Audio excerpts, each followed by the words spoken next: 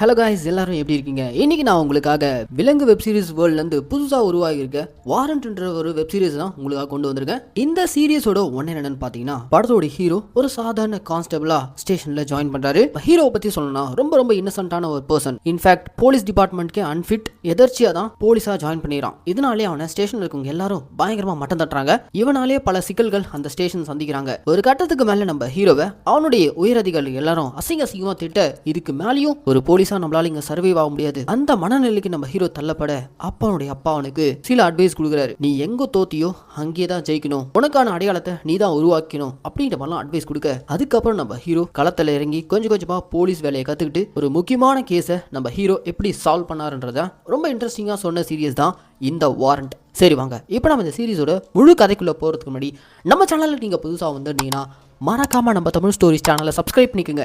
And உங்களுக்கு இந்த video பிடிச்சிருந்துச்சுன்னா இந்த லைக், கமெண்ட், ஷேர். லைக் பண்ணும்போது கமெண்ட் செக்ஷனில் ஹைப் பண்ணுற ஒரு ஆப்ஷன் வரும். அந்த ஹைப்பையும் கிளிக் பண்ணிட்டீங்கன்னா நம்ம சேனலில் போடக்கூடிய வீடியோக்கள் வெகுஜன மக்களுக்கு போய் சேரும். ஸோ மறக்காம ஹைப்பையும் கிளிக் பண்ணிக்கோங்க. சரி வாங்க, இப்போ நம்ம இந்த சீரிஸோட முழு கதைக்குள்ளே போவோம். சீரிஸோட ஓப்பனிங் சீன்லேயே பொன்மலைன்ற ஊரில் இருக்கக்கூடிய ஒரு லோக்கல் போலீஸ் ஸ்டேஷனை தான் காட்டுறாங்க.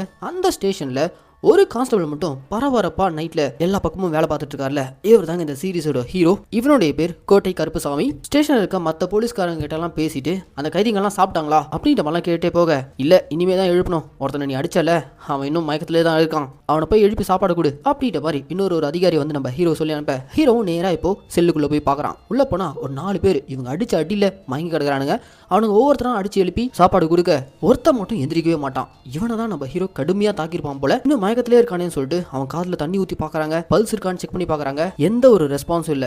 அவ்வளவுதான், ஹீரோ ஷாக் ஆக மொத்த ஸ்டேஷனும் அந்த செல்லுக்குள்ள வந்து மயங்கி இருக்க அந்த கைதியை எழுப்ப ட்ரை பண்றாங்க. மூச்சு பேச்சே இல்ல. எஸ், கஸ்டோடியல் டெத் போல. அவ்வளோதாங்க, மொத்த ஸ்டேஷனும் இப்போ ஸ்தம்பிச்சு போக இங்கே போகிறாங்க. டைட்டில் கட் பண்ணா இப்போ ஹியூமன் ரைட்ஸ் கமிஷன்லேருந்து விசாரணை வச்சிருக்காங்க. அந்த ஸ்டேஷனை சேர்ந்த ஒவ்வொரு போலீஸாக கூப்பிட்டு விசாரிச்சுக்கிட்டு இருக்க, நம்ம ஹீரோவையும் கூப்பிட்டு விசாரிக்க, இங்க இருந்தா நம்ம ஹீரோ அவனுடைய கதையை சொல்ல ஆரம்பிக்கிறான். தான் ஏன் இப்படி ஒரு நிலைமைக்கு தள்ளப்பட்டான்னு சொல்லிட்டு ஒரு ஃபிளாஷ்பேக்கை ஓப்பன் பண்ணுறான். அந்த ஃபிளாஷ்பேக்கில் நம்ம ஹீரோ ஒரு சாதாரண குடும்பத்தை சேர்ந்த பையன். அப்பா ஒரு ரிட்டையர்டு கவர்மெண்ட் எம்ப்ளாயி. ஹீரோட அப்பாவை பொறுத்த வரைக்கும் தான் பையனுக்கு எப்படியாவது ஒரு கவர்மெண்ட் வேலை வாங்கி கொடுத்தே ஆகணும்னு சொல்லிட்டு தொடர்ந்து கவர்மெண்ட் எக்ஸாமா ட்ரை பண்ணிட்டு இருக்காங்க.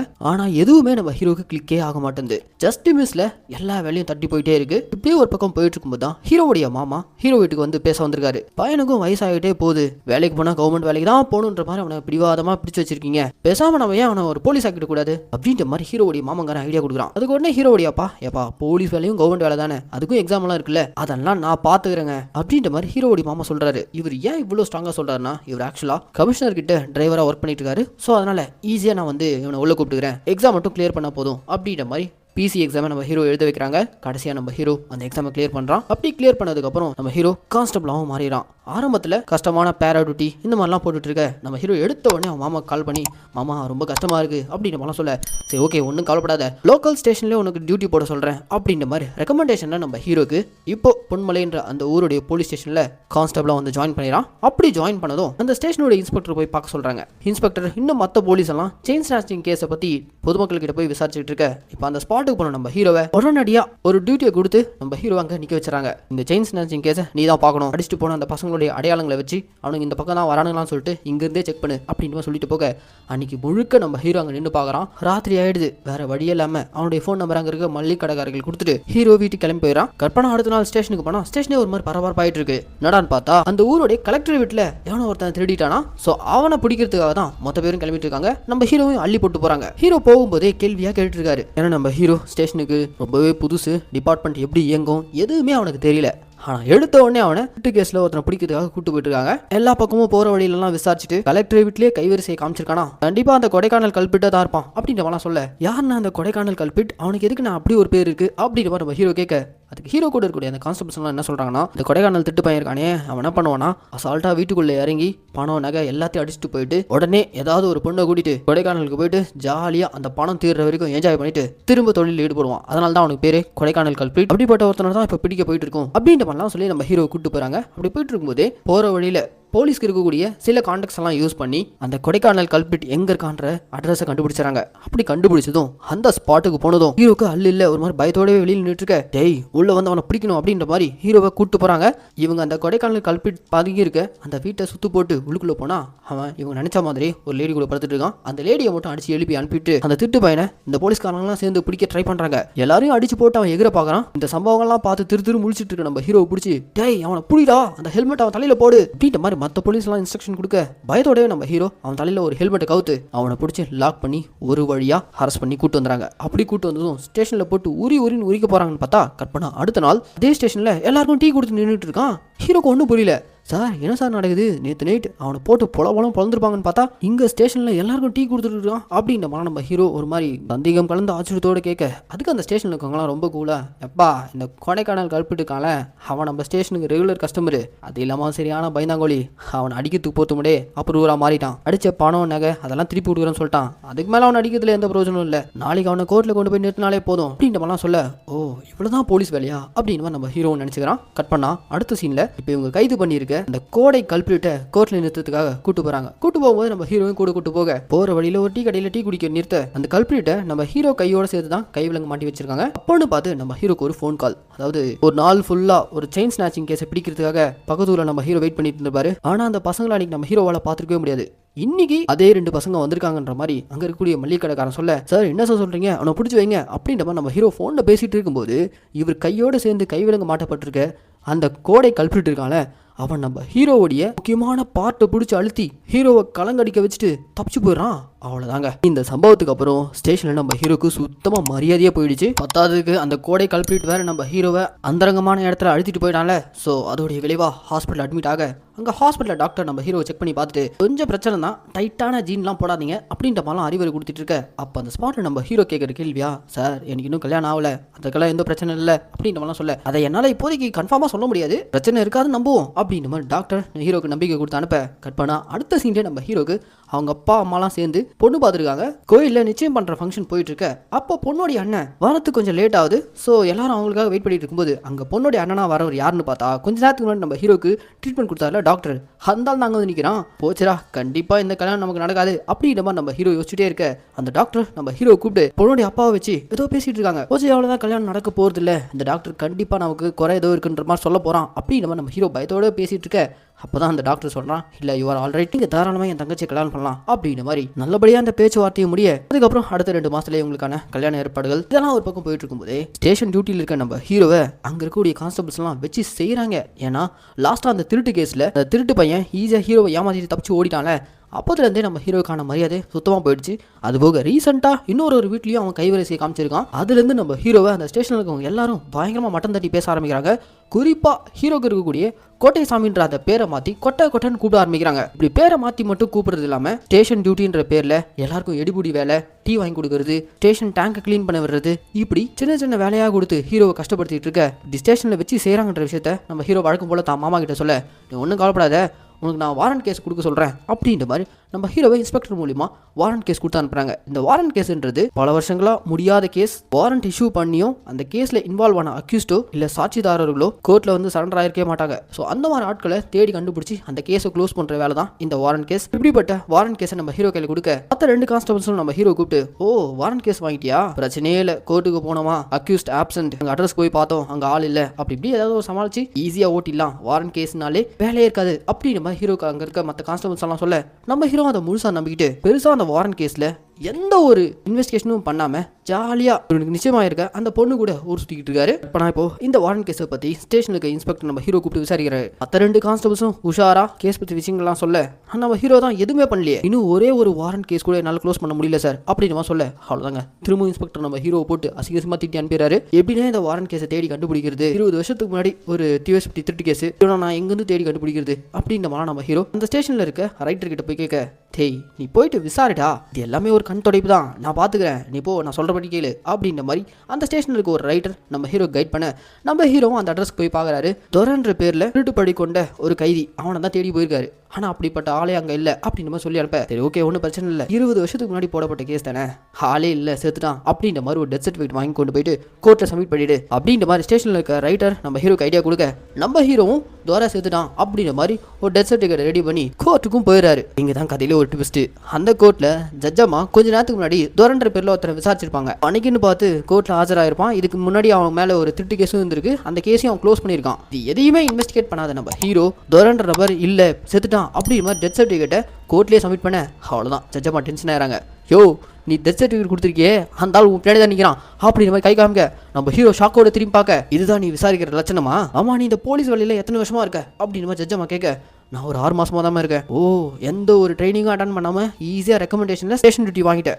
உன் ஸ்டேஷன் இன்ஸ்பெக்டர் எங்க அவனை கூப்பிடு அப்படின்ற மாதிரி இன்ஸ்பெக்டர் வர வைக்க இன்ஸ்பெக்டருக்கு அங்கே என்ன நடக்குதுன்னு ஒன்றும் புரியல. என்னவா பிரச்சனை அப்படின்ற மாதிரி ஜட்ஜம்மா கிட்ட கேட்க ஓ உங்களுக்கும் பிரச்சனை என்னன்னு தெரியுதா? சரி உங்களுடைய டிஎஸ்பியை வர சொல்லுங்க அப்படின்ற மாதிரி டிஎஸ்பியை வர வச்சுறாங்க. டிஎஸ்பிக்கும் ஒன்றும் தெரியல. அவருக்கும் மேலே தெரியாதுன்னு எஸ்பியும் கூப்பிட்டுறாங்க. அவங்க 3 பேருக்குமே நம்ம ஹீரோ பண்ணியிருக்கிற விஷயம் தெரியவே இல்லை. கடைசியில் ஜட்ஜம்மா கேஸை சீக்கிரம் முடியணுன்றதுக்காக உயிரோட இருக்க நபருக்கு டெத் சர்டிஃபிகேட் வாங்கியிருக்காரு உங்க கான்ஸ்டபிள். அப்படியா பண்ணாம அவனை உடனே நான் சஸ்பெண்ட் பண்றேன் அப்படின்ற மாதிரி எஸ்பி ஒரு பக்கம் எகிற ஜட்ஜம்மா டென்ஷன் ஆகி எல்லாரும் அவனே ஏன் பிடிச்சி ஏறீங்க? நீங்க பார்க்க வேண்டிய டியூட்டியை ஒழுங்கா பார்த்துருந்தீங்கன்னா அவன் இன்னைக்கு இப்படி வந்து நின்று இருக்க மாட்டான். இப்படி சஸ்பெண்ட் பண்றது தான் மொத்த பேரும் நான் சஸ்பெண்ட் பண்ணணும். ஃபுல் டே நீங்க கோர்ட்ல தான் பெஞ்சில் உட்காரணும் அப்படின்ற மாதிரி அந்த 3 உயர் அதிகாரிகளை பெஞ்சில் உட்கார வைக்க அவ்வளோதாங்க. இன்ஸ்பெக்டர் டிஎஸ்பி எஸ்பி 3 பேரும் ஹீரோ மேலே பயங்கர காண்டில் இருக்காங்க. ஏன்னா வந்து 6 மாசத்துல 3 பேர் கூட்டு வந்து இப்படி கோர்ட்டில் நிற்க வச்சிட்டானே அப்படின்ற மாதிரி எல்லாரும் டென்ஷனில் இருக்காங்க. இந்த சம்பவத்துக்கு அப்புறம் அந்த 3 பேரும் சேர்ந்து நம்ம ஹீரோ போட்டு கிழிக்கிறாங்க. இதுக்கு மேலேயும் இந்த டிபார்ட்மெண்ட்ல இருந்தால் நமக்கு மரியாதையே கிடையாதுன்னு சொல்லிட்டு வீட்டுக்கு வந்ததுமே நம்ம ஹீரோ ஒரு மாதிரி மன உளைச்சல் காலாகி வேலையவே ரிசைன் பண்ணிடலாம் அப்படின்ற மாதிரி லெட்டர் எழுதிட்டு இருக்க இப்போ பக்கத்து வீட்டில் ஏதோ ஒரு பிரச்சனைன்னு சொல்லிட்டு ஒரு நபர் வந்து கூப்பிடுறாரு. வாப்பா என் பொண்ணை மாப்பிள்ளை போட்டு அடிச்சுக்கிட்டு இருக்கான், அவன் சரியான குடிகாரன், நீ வந்து என்னன்னு கேளுப்பா அப்படின்ற மாதிரி கூப்பிட அந்த தருணத்தில் நம்ம ஹீரோ தானும் ஒரு போலீஸ் தானே அப்படின்ற மாதிரி ஒரு உத்வேகத்தோட அந்த ஸ்பாட்டுக்கு போயிட்டு பொண்டாட்டி போட்டு அடிச்சுக்கிட்டு இருக்கான். அவனை போட்டு காது மேலே அடிச்சு விரட்டி விட சுற்றி இருக்கவங்க எல்லாரும் மிரண்டு போய் நம்ம ஹீரோ பார்க்குறாங்க.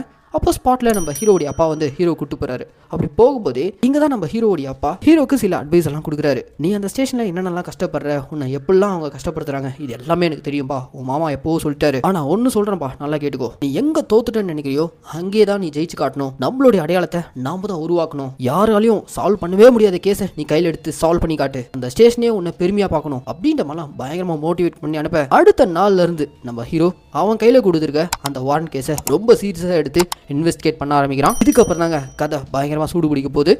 இப்போ எடுத்த உடனே இவங்கிட்ட இருக்க வாரண்ட் கேஸ்லேயே ரொம்ப பழைய கேஸான 20 வருஷத்துக்கு முன்னாடி ஒரு ஹோட்டலுக்கு வெளியில் நிறுத்தி வச்சிருந்த டிவி காணும்.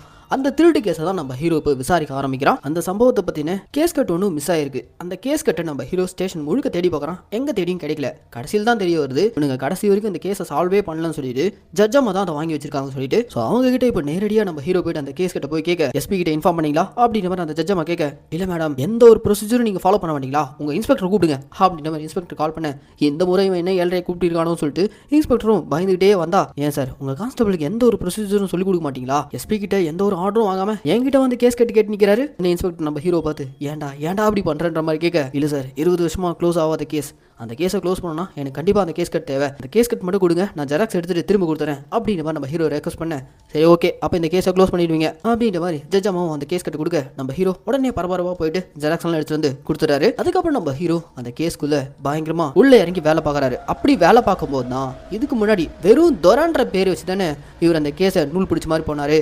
ஆனால் இந்த கேஸ் கட்டில் தான் அந்த தொரன்றவனுடைய உண்மையான ஒரிஜினல் நேம் என்னன்னு தெரிய வருது. அவனோட பேர் தங்கோதர. அவன் கடைசியாக பாலான்ற ஹோட்டலில் வேலை பார்த்துருந்துருக்கான் அப்படின்ற மாதிரி ஃபைல் ஆயிருக்கு. பாலான்ற ஹோட்டல் இங்கே எங்கேயாச்சும் இருக்கான் அப்படின்னு சொல்லிட்டு எல்லாருக்கிட்டையும் விசாரிக்கிறான். அப்படி ஒரு ஹோட்டலே நாங்கள் கேள்விப்படலையே அப்படின்ற மாதிரி எல்லாரும் அதையே சொல்லிட்டு இருக்காங்க. இப்படியே போயிட்டு இருக்கும்போது தான் நடுவில் இவருக்கு கல்யாணம் நிச்சயமாயிருக்குல்ல. அந்த பொண்ணு நம்ம ஹீரோ கூப்பிட்டு வாங்கல நம்ம ஏதாவது ஹோட்டல் போயிட்டு சாப்பிடலாம் அப்படின்ற கூப்பிட்டு நம்ம ஹீரோவும் போயிடறான். அப்படி போனதும் அந்த ஹோட்டல்லையும் நம்ம ஹீரோ கேஸை பற்றியே பேசிக்கிட்டு இருக்க இது அந்த பொண்ணு கடுப்பாகுது. ஏங்க இங்கே வந்தும் கேஸ் தான் பார்ப்பீங்களா அப்படின்ற மாதிரி சொல்ல இல்லை இது கொஞ்சம் சீரியஸான கேஸ் அதை தான் சரி ஓகே நீ ஆர்டர் பண்ணி சாப்பிடு அப்படின்ற மாதிரி நம்ம ஹீரோ அந்த பொண்ணுக்கிட்ட பேசிட்டு அந்த ஹோட்டலில் இருக்கக்கூடிய பழைய ஃபோட்டோஸை பார்க்குறாரு. அந்த பழைய ஃபோட்டோவில் ஒரு பாலான்ற ஒரு பேர் இருக்குது. உடனே அந்த ஹோட்டல் ஓனரை கூப்பிட்டு இந்த பாலா ஹோட்டல் எங்கே இருக்குது அப்படின்ற மாதிரி நம்ம ஹீரோ கேட்க எப்பா இது பாலா ஹோட்டல் இல்லைப்பா இம்பாலா, இங்கே பாரு இந்த ஃபோட்டோவில் பஸ் மறைச்சிருக்கு ஸோ ஹோட்டலோடைய பேர் இம்பாலா அப்படின்ற மாதிரி சொல்ல ஓ உண்மையிலேயே அந்த ஹோட்டலோட பேர் இம்பாலா. அதுக்கப்புறம் தான் நம்ம ஹீரோ அந்த இம்பாலான்ற ஹோட்டல் அதில் வேலை பார்த்தவங்க யாரு, இந்த பழைய ஹிஸ்ட்ரியெல்லாம் நம்ம ஹீரோ தோண்ட ஆரம்பிக்கிறாரு. அப்படி தோண்டும் போது தான் அந்த ஹோட்டலில் மாஸ்டராக இருந்தவருடைய அட்ரஸ் நமக்கு கிடைக்குது. நம்ம ஹீரோ உடனே இப்போ அந்த மாஸ்டரை போய் செக் பண்ணுறாரு. போலீஸ் கேஸுனாலே அவர் கதவை சாத்திடுறாரு. இருந்தாலும் விடாக்கூடியே நம்ம ஹீரோ தொடர்ந்து அவர்கிட்ட போய் பேச, சரி ஓகே உனக்கு இப்போ என்னதான் என்கிட்ட தகவல் வேணும் அப்படின்னு நம்ம கேட்க, இல்லை இந்த மாதிரி 20 வருஷத்துக்கு முன்னாடி இம்பாலா ஹோட்டலுக்கு வெளியில் இந்த TV50 காணுன்ற மாதிரி கேஸ் ஃபைல் ஆயிருக்கு. அதில் தங்கதோரன்றவனோட பேர் அடிபடுது. அவங்க கூட வேற யாரோ கூட்டாளியா இருந்தாங்க. அந்த இம்பாலா ஹோட்டலில் தான் அவன் பரோட்டா மாஸ்டரா வேலை பார்த்துருக்கான் அப்படின்னு அவன் கேட்க, நீ சொல்றதெல்லாம் வாஸ்தவம் தான்ப்பா. அந்த 4 பேர் எங்க கூட தான் வேலை பார்த்தானுங்க. ஆனா அவனுக்கு திருடு பசங்க தெரிஞ்சதும் ஓனர் அந்த 4 பேரையும் அடிச்சு விரட்டிட்டாரு. அதுக்கப்புறம் இப்போ ரீசெண்டா அந்த 4 பேர்ல ஒருத்தனை நம்ம ஒரு காந்தி ரோட்ல தான் பார்த்தேன். அங்கதான் அவன் பரோட்டா கடை வச்சு நடத்திட்டு இருக்கான் அப்படின்ற மாதிரி ஹிண்ட் கொடுக்க, உடனே அடுத்த சீன் நம்ம ஹீரோ அந்த காந்தி ரோட்ல போயிட்டு விசாரிக்கிறாரு. அப்படி விசாரிக்கும் போது தான் அங்க ஒருத்தன் பரோட்டா கடை வச்சு நடத்திட்டு இருக்கான். அவன் தான் இந்த திருட்டு கேஸ்லயும் இன்வால்வ் ஆயிருக்கான். அவனை பிடிச்சி நம்ம ஹீரோ போயிட்டு அடிச்சு விசாரிக்கிறாரு. அப்படி விசாரிக்கும் போது தான் லோகநாதன் தான் எனக்கு தெரியும், அவனுடைய தம்பி தான் இதுல முக்கிய குற்றவாளி, அவனுடைய பேர் தான் தங்கோதரை அப்படின்ற மாதிரி அந்த பரோட்டா கடைக்காரன் சொல்ல, ஓகே இந்த TV50 திருட்டு கேஸ்ல முக்கியமான குற்றவாளியே அந்த தங்கோதரை தான். ஏன்னா அவனுடைய பேர் தான் ஃபைல் ஆயிருக்கு. ஸோ அவனை தேடி நம்ம ஹீரோ இந்த பரோட்டா கடைக்காரன் சொன்னதை கேட்டு தங்கத்துறையோட அண்ணனான லோகநாதனுடைய அட்ரஸை தேடி போகிறான். அங்கே போனதும் ஒரு மல்லிகை கடையில் நின்றுட்டு லோகநாதன் வீடு எங்கன்னு கேட்டுட்டு இருக்கும்போதே அதே மல்லிகை கடையில் ஒரு லேடியும் நின்று பர்ச்சேஸ் பண்ணிட்டு இருப்பாங்க. அவங்க லோகநாதனை விசாரிக்கிறாங்க. தெரிஞ்சதும் திப்பு அங்கே வந்து ஓட, எப்பா இவ்வளோ நாள் நீ விசாரிச்சுட்டு இருந்தே, லோகநாதனோட ஒய்ஃபே அவங்க தான் அப்படின்ற மாதிரி கடைக்காரன் சொல்ல, உடனே நம்ம ஹீரோ பின்னாடியே போயிட்டு அந்த லேடியை பிடிச்சி, இங்கே வேறு நாங்கள் தேடிட்டு இருக்க அந்த திருட்டு பையன் தங்கத்துறையோட அண்ணன் தான் உங்கள் வீட்டுக்காரன் எனக்கு நல்லாவே தெரியும், அவன் இப்போ எங்கே இருக்கான் அப்படின்ற மாதிரி கேட்க, ஐயோ சார் என் ஹஸ்பண்ட் லோகநாதன் ரொம்ப நல்லவர். நான் அவருடைய தம்பி தங்கதோரக்கான அவன் சரியான திட்டு பையன், உள்ளூர்ல இருந்தா உருப்பிட மாட்டான்ட்டு அவனை அவங்க அண்ணன் கேரளாக்கு அனுப்பினாரு. கேரளாலையும் அவன் கைவரிசையை அமைச்சிருக்கான். அங்கிருந்து எதிர் வீட்டு பொண்ணு கிட்ட தப்பா நடந்துக்க ட்ரை பண்ணியிருக்கான். கடைசியில் அந்த பொண்ணு ஒத்துக்காதனால அந்த பொண்ணையும் கொண்டுட்டு கை குழந்தையும் கொண்டுட்டு வீட்டில் இருந்த நகை பணத்தெல்லாம் திருடிட்டு திரும்ப வீட்டுக்கு வந்தான். அவன் ஏதோ தப்பு பண்ணி தான் வந்திருக்கானு என் வீட்டுக்காரர் தெரிஞ்சதும் அவனை துரத்தி விட்டாரு. அதோட அவன் போனவன் தான். அதுக்கப்புறம் எனக்கு அவன் எங்க இருக்கான்னு தெரியல, ஆனா என் வீட்டுக்காருக்கு வேணா தெரியும், வந்து கேளுங்க அப்படின்ற மாதிரி அந்த லேடி இன்ஃபார்ம் பண்ண, அடுத்த சீனை நம்ம ஹீரோ தங்கதோரையோட அண்ணனான லோகநாதன் போய் விசாரிக்க, அவர் என் தம்பியை பத்தி எனக்கு எதுவுமே தெரியாது, ஏன்னா விட்டுருங்கன்ற மாதிரி ஹீரோவை அனுப்பிவிட, ஆனால் லோகநாதோடைய மனைவி இருக்காங்களே அவங்க நம்ம ஹீரோவை சுற்றி வந்து, சார் எனக்கு தெரியும் என் வீட்டுக்காரர் கண்டிப்பாக அவருடைய தம்பியை போட்டு கொடுக்க மாட்டாரு, ஆனால் அவங்க தம்பி எங்கே இருக்காரு அந்த அட்ரஸை எனக்கு தெரியும், நாங்க இந்த அட்ரஸில் போய் பாருங்க, கண்டிப்பாக அவங்க தான் இருப்பான், அவனை பிடிச்சி ஜெயிலில் போடுங்க அப்படின்ற மாதிரி லோகநாதனுடைய மனைவி அந்த அட்ரஸை கொடுத்து அனுப்ப, அடுத்த சீன்லேயே நம்ம ஹீரோ கூட சேஃப்டிக்கு ஒரு கான்ஸ்டபிளை கூட்டு போறாரு. ஏன்னா தங்கதோர ஒரு சாதாரண திருட்டு பையன் தான் நினைச்சிருப்பாங்க. இப்போ கேரளாவுக்கு போயிட்டு ஒரு மர்டரை வேற பண்ணிட்டு வந்திருக்கான். பேர்பட்ட கிரிமினல் பிடிக்கும்போது தனியாக போகக்கூடாதுல்ல. ஸோ அதனால தான் நம்ம ஹீரோ துணைக்கு ஒரு கான்ஸ்டபிளை கூட கூட்டு போக அந்த ஏரியாவுக்கு போனதும் தங்கதோரன்றவன் ஹிந்துலேருந்து கிறிஸ்டியானிட்டிக்கு மாறிட்டான். அவனுடைய பேர் இப்போ ஜெரால்ட். அவன் இப்போ பாஸ்டராக ஒரு சர்ச்சில் வேலை பார்த்துட்டு இருக்கான். அந்த சர்ச்சில் போய் விசாரிங்க அப்படின்னு சொல்ல, அந்த சர்ச்சுக்காரங்க இப்போதான் ஜெரால்ட் அவருடைய வீட்டுக்கு போனாரு, அவர் வீடு இங்கே தான் பக்கத்தில் தான், போய் விசாரிங்க அப்படின்னு சொல்லி அனுப்ப, நம்ம ஹீரோவும் ஜெரால்டோடைய வீட்டு பக்கத்தில் இருக்க டீ கடையில் ஒரு நபர் டீ குடிச்சிட்டு இருக்காரு. அவர்கிட்ட போயிட்டு ஜெரால்டோடைய வீடு எங்க இருக்கு அப்படின்னு மாதிரி கேட்க, ஜெரால்டோட வீடு அங்கே மாடியில் தான் இருக்கு, போய் விசாரிங்க அப்படின்னு மாதிரி அந்த டீ கடையில் நின்று டீ குடிச்சிட்டு இருக்க நபர் சொல்ல, அடுத்த சீனில் நம்ம ஹீரோ மாடிக்கு போய் விசாரிக்கிறாரு. அங்கே மாடியில் ஒரு லேடி, என் ஹஸ்பண்ட் பேர் தான் ஜெரால்டு, அவர் எதுக்காக பார்க்க வந்திருக்கீங்க அப்படின்னு மாதிரி கேட்க, அப்போ அந்த இடத்துல நம்ம ஹீரோ அந்த வீட்டில் மாட்டப்பட்டிருக்க ஒரு ஃபோட்டோவை பார்க்குறாரு. அந்த ஃபோட்டோவில் இருக்க நபர் தான் கீழே டீ குடிச்சிட்டு இருந்த நபர். உங்கள் ஹஸ்பண்டுடைய உண்மையான பேர் தங்கதோரையா, அவர் இப்போ ஜெரால்டுன்ற பேரை மாற்றிருக்காரா? ஆமாம் சார், இதெல்லாம் உங்களுக்கு எப்படி தெரியும், இப்போ எதுக்காக அவர் தேடி வந்திருக்கீங்க அப்படின்ற மாதிரி ஜெரால்டோட ஒய்ஃப் நம்ம ஹீரோ கிட்ட பேசிட்டு இருக்கும்போதே, அடடா கீழே நின்று டீ குடிச்சிட்டு நமக்கு அவன் வீட்டு அட்ரஸ் அவனே சொல்லியிருக்கானே, அவன் தானே அந்த கல்பிட்டு அப்படின்ற மாதிரி நம்ம ஹீரோ அவனை துரத்தி பிடிக்கிறதுக்குள்ளே அவன் வந்து எஸ்கேப் ஆயிருக்கான். சார் எப்படி சார் நம்ம போலீஸ்னு எப்படி சார் அவன் கண்டுபிடிச்சான் அப்படின்ற நம்ம ஹீரோ கான்ஸ்டபிள் கிட்ட கேட்க, இங்கே பாரு எல்லா திட்டு பசங்களுக்கும் போலீஸ் யாரு பொதுமக்கள் யாருன்னு அவங்களால ஈஸியாக பிரித்து பார்க்க முடியும், அப்படிதான் அந்த ஜெரால்டும் நம்மளை டைவர்ட் பண்ணியிருக்கான். சரி கவலைப்படாத, எங்கே இருந்தாலும் அவனை பிடிச்சிடலாம், இவ்வளோ தூரம் அவனை தேடி வந்ததே பெரிய விஷயம் தான் அப்படின்னு மாதிரி கூட இருக்க கான்ஸ்டபிள் சொல்ல, இருந்தாலும் நம்ம ஹீரோக்கு என்னன்னா, சே இவ்வளோ தூரம் வந்தோம் அவனை பிடிக்காம போயிட்டுமே, இது வரைக்குமே நம்ம ஹீரோ இந்த கேஸ் கொண்டு வந்ததே பெரிய விஷயம்ன்ற மாதிரி பக்கம் ஸ்டேஷன்லையும் பேசிக்கிறாங்க. இன்னொரு பக்கம் ஜட்ஜம்மா கிட்ட வந்து இந்த விஷயத்த சொல்ல, சரி இந்த ஒரு கேஸ் தானா, மற்ற வாரண்ட் கேஸ் எல்லாம் போய் பாருங்க அப்படின்ற மாதிரி சொல்லி அனுப்புறாங்க. அடுத்த வாரண்ட் கேஸ்ல கிட்டத்தட்ட 15 பேரை மொத்தமாக கோர்ட்டு கூட்டு வரணும். ஒரு சின்ன அடிதடி பிரச்சனை, அதில் 15 பேருடைய பேர் இன்வால்வ் ஆயிருக்கு. ஸோ இதுவும் பல வருஷமா கிடப்பிலே இருக்கு. ஸோ அந்த கேஸை சால்வ் பண்ணுறதுக்காக நம்ம ஹீரோ இப்போ அந்த 15 பேர் எங்கே இருக்காருன்னு சொல்லிட்டு தேடி போனால் அவங்க வீட்டில் ஒரு பெரிய ஃபங்க்ஷன்.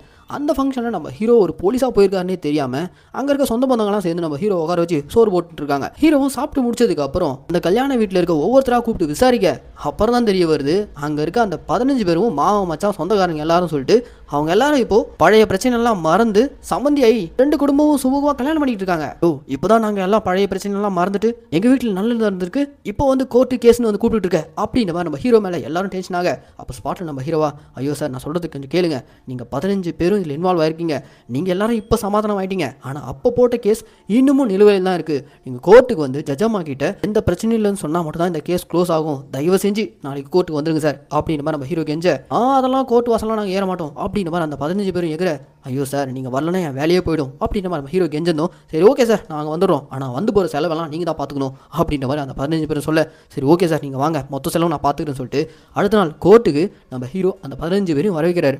அவனுங்க 15 பேரும் ஒரு லாரி பிடிச்சி வந்து இறங்குறானுங்க.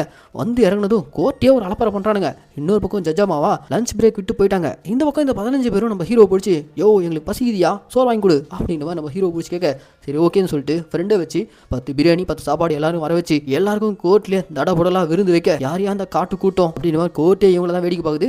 இன்னொரு பக்கம் பிரேக் முடிஞ்சு ஜட்ஜே உள்ள வந்துட்டாங்க. இவனுக்கு இன்னும் சாப்பிட்டே இருக்காங்க. நம்ம ஹீரோவா அந்த 15 பேர்கிட்ட போய் கெஞ்சாரு, ஜட்ஜம்மா உள்ள வந்துட்டாங்க சீக்கிரம் வாங்க அப்பதான் கேஸ் முடியும் அப்படின்ற மாதிரி வலுக்க டைமா சாப்பிட்டு இருந்தவங்கள கையோடு கூட்டிட்டு ஜட்ஜ் முன்னாடி போய் நிறுத்துறாங்க. ஜட்ஜம்மாக்கே நம்ம ஹீரோ பார்த்து ஒரே சிரிப்பு. ஒரு வழியா இந்த 15 பேரையும் அட் அ டைம்ல ஆஜர்படுத்துறது மூலியமா அந்த கேஸ் அன்னைக்கு சால்வ் ஆகுது. இப்படி நம்ம ஹீரோ தன்னுடைய கை காசை கொடுத்து செலவு பண்ணி கேஸை சால்வ் பண்றது, இது எல்லாமே அவருடைய ஸ்டேஷன்ல இருக்கவங்க எல்லாம் பரபரப்பா பேசிக்கிறாங்க. அதே ஸ்டேஷன்ல சேர்ந்த இன்ஸ்பெக்டர் இருக்கார்ல, அவருக்கு நம்ம ஹீரோ மேல ஒரு நல்ல அபிப்பிராயம் வந்திருக்கு. பரவாயில்ல, ஆரம்பத்துல ஒரு மாதிரி கோமாளித்தனமா பண்ணிட்டு இருந்தாலும் இப்போ மும்மரமா கை காசு போட்டு கூட கேஸ் க்ளோஸ் பண்ற அளவுக்கு வளர்ந்துட்டானே அப்படின்ற மாதிரி இப்ப புதுசா ஒரு வயசான அம்மா மிஸ்ஸிங் கேஸை ஹீரோவை கூப்பிட்டு விசாரிக்கிறதுக்காக அனுப்பியிருக்காங்க. அப்படி போகும்போது கூட இருக்க கான்ஸ்டபிளா, பாருபா இந்த மாதிரி வயசானவங்க மிஸ்ஸிங் கேஸ்னாலே முதல்ல நம்ம சந்தேகப்பட வேண்டியது கம்ப்ளைண்ட் கொடுக்க வந்த அந்த அம்மாவுடைய பையனும் மருவும் மேலதான். ஏன்னா முக்கால்வாசி பேர் அவங்களே அவங்க அம்மாக்களை ஏதாவது பண்ணிட்டு இந்த மாதிரி மிஸ்ஸிங்ன்ற மாதிரி கம்ப்ளைண்ட் கொடுக்க வந்துருவானுங்க. ஸோ பார்த்து தான் விசாரிக்கணும் அப்படின்ற மாதிரி அந்த மிஸ் ஆன அந்த வயசான அம்மாவோட வீட்டுக்கு போய் விசாரிக்கிறாங்க. அப்படி விசாரிக்கும் போது தான் இந்த மாதிரி ரெகுலராக அவங்க வந்து பக்கத்து வீட்டுக்கு தான் டிவி பார்க்க போவாங்க. அதுக்கப்புறம் அவங்க எங்கே போனாங்கன்னே தெரியல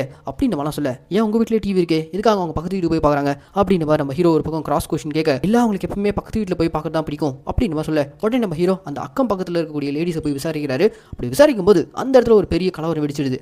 ஏன்னா அந்த லேடிஸ் எல்லாருமே நம்ம ஹீரோக்கு ஒத்துழைக்காம பதில் சொல்ல, அப்போ அந்த ஸ்பாட்டுக்கு வந்த இன்ஸ்பெக்டர் இங்கேயா பிரச்சனைன்ற மாதிரி கேட்க, இல்லை சார் எனக்கு என்னமோ இந்த லேடிஸ்க்கு மேலே தான் சந்தேகமாக இருக்குது, ஸ்டேஷனுக்கு போய் விசாரிச்சா கண்டிப்பாக உண்மை வெளியே வந்துடும் அப்படின்னு சொல்ல, ஓகேன்னு சொல்லிட்டு அந்த லேடிஸ் எல்லாம் ஸ்டேஷனுக்கு கூட்டு வந்து விசாரிக்க, ஸ்டேஷன்லேயே ஒரு மாதிரி கலவரம் வெடிக்க, அதுக்கப்புறம் அந்த லேடிஸ் எல்லாரையும் அனுப்பி விட்டுறாங்க. அன்னைக்கு நேற்று நம்ம ஹீரோ திரும்பவும் அதே ஏரியாவுக்கு போயிட்டு இன்னொரு லேடியோட வீட்டு கதவை தட்டி, எனக்கு என்னமோ இந்த பக்கத்து வீட்டு லேடி மேலே தான் சந்தேகமாக இருக்குது, உனக்கு தெரிஞ்சதை சொல்லுமா அப்படின்ற மாதிரி சாதுவாக பதில் சொல்லிட்டு இருக்க அந்த லேடி கிட்ட போய் விசாரிக்க, சார் உள்ளே வாங்க நான் எல்லா உண்மையும் சொல்கிறேன் அப்படின்னு மாதிரி உள்ளே கூப்பிட்டு, சார் எனக்குமே அந்த பக்கத்து வீட்டு லேடி மேலே தான் சந்தேகமாக இருக்குது. ஏன்னா பொழுதனிக்கும் அந்த அம்மா அவங்க வீட்டில் தான் டிவி பார்க்க போவாங்க. அந்த அம்மா கிட்ட நிறைய நகை பணம்லாம் இருந்துச்சு, பணத்துக்காகவும் நகைக்காக கூட அவங்க ஏதாவது பண்ணியிருக்கலாம் அப்படின்ற மாதிரிலாம் இந்த லேடி சொல்லிட்டு இருக்கும்போதே அந்த வீட்டில் ஒரே சாப்பிடாண்டி புகை இருக்கிறத நம்ம ஹீரோ பார்க்குறாரு. அப்படியே பேசிட்டே எனக்கு கொஞ்சம் தண்ணி கொடுமான்னு சொல்லிட்டு அந்த லேடி தண்ணி கொண்டு வர அந்த கேப்ல நம்ம ஹீரோ வீட்டு பின்பக்கம் சந்தேகத்தோடு போய் பார்க்குறாரு. அப்படியே பின்னாடி சாதுவாக பேசிட்டு இருந்த அந்த லேடி கையில் மண்வட்டியோடு நம்ம ஹீரோ தாக்க வருவாங்களா? எஸ், உண்மையிலே அந்த அம்மா மிஸ்ஸிங் கேஸுக்கு இந்த லேடி தான் காரணம் போல இருக்கு. அதை நம்ம ஹீரோ ஆல்ரெடி கெஸ் பண்ணிட்டாரு. அந்த கெஸிங்ல தான் இங்க வந்து விசாரிச்சுட்டு இருக்காரு. இப்போ இவங்க தாக்க வராங்கன்னு தெரிஞ்சதுமே நம்ம ஹீரோ சுதாச்சிடுறாரு. உடனே அங்கிருந்து தப்பிச்சு வேகமா வெளியில ஓடி வர, அப்போ ஒரு குறிப்பிட்ட இடத்துல தான் இவங்க சாகடிச்சு கொண்டு போட்ட அந்த அம்மாவுடைய பாடி இருக்கு. அதை நம்ம ஹீரோ ஃபைண்ட் அவுட் பண்ணிட்டாரு. கட் பண்ண இப்போ ஸ்டேஷன்ல அந்த லேடி எல்லா உண்மையும் வாக்குமூலம் கொடுத்துட்டு இருக்காங்க. ஆக்சுவலா இவங்களுக்கு ஏகப்பட்ட கடன் பிரச்சனை இருந்திருக்கு. எப்போ அந்த பக்கத்து வீட்டு வயசான அம்மா டிவி பார்க்கறதுக்கு இவங்க வீட்டுக்கு தான் வருவாங்க. ஆனா அதை டோட்டலா இவங்க மறைச்சிருக்காங்க. ஸோ அப்படி டிவி பார்க்க வந்தப்போ இவங்க கழுத்துல கையில் இருக்கக்கூடிய நகை அதெல்லாம் பார்த்ததும் இதை எடுத்துட்டா நம்மளுடைய கடன் பிரச்சனைலாம் சால்வ் ஆகிடும்னு சொல்லிட்டு அவங்களுக்கு மயக்க மருந்து கொடுத்து நகைகளை கட் பண்ண முயற்சி பண்ணியிருக்காங்க. அப்போ அவங்க மயக்கத்திலிருந்து கண் முழிச்சதும் உடனே அவங்க கழுத்தை நெரிச்சு கொண்டு இருக்காங்க. ஸோ பணத்துக்காக செய்யப்பட்ட கொலை தான் இது. கடைசியாக நம்ம ஹீரோ இந்த கேஸை பக்காவாக முடிச்சு வைக்கிறாரு. இதோட எபிசோட் 4 முடியுது. இதுக்கப்புறம் தான் அடுத்தடுத்த எபிசோட்ல TVS50 கேஸில் இன்வால்வ் ஆயிருந்த தங்கதோட அவன் கடைசியாக கேரளாவுக்கு போய் மர்டர்லாம் பண்ணியிருக்கான்ற அதை முதல் கொண்டு இன்வெஸ்டிகேட் பண்ணி ஹீரோ கண்டுபிடிச்சதுக்கப்புறம் ஆனால் நூல் எல்லையில் அவன் தப்பிச்சிருப்பான்ல, அந்த கேஸை நம்ம ஹீரோ அடுத்தடுத்த எபிசோடில் எப்படி சால்வ் பண்ணாருன்ற மாதிரி காமிச்சிருப்பாங்க. வீடியோட லென்த் காரணமாக இந்த பார்ட் 1ஆகவும் பார்ட் 2ல மற்ற கேஸெல்லாம் நம்ம ஹீரோ எப்படி சால்வ் பண்ணாரு, நம்ம ஹீரோ முழு போலீஸாக உருமாறினதுக்கப்புறம் அந்த லாக்அப் டெத் அந்த கேஸ்லேருந்து நம்ம ஹீரோ எப்படி வெளியே வந்தார், இந்த கேள்விகளுக்கெல்லாம் பார்ட் 2ல உங்களுக்கு ஆன்சர் கிடைக்கும். அது வரைக்கும் ஸ்டே டியூன். இப்போ உங்களுக்கு இந்த வீடியோ பிடிச்சிருந்துச்சுன்னா லைக், கமெண்ட், ஷேர் இதெல்லாம் மறக்காம பண்ணிடுங்க. மக்களே பார்ட் 2ல நான் உங்களை சந்திக்கிறேன். Tata, bye bye.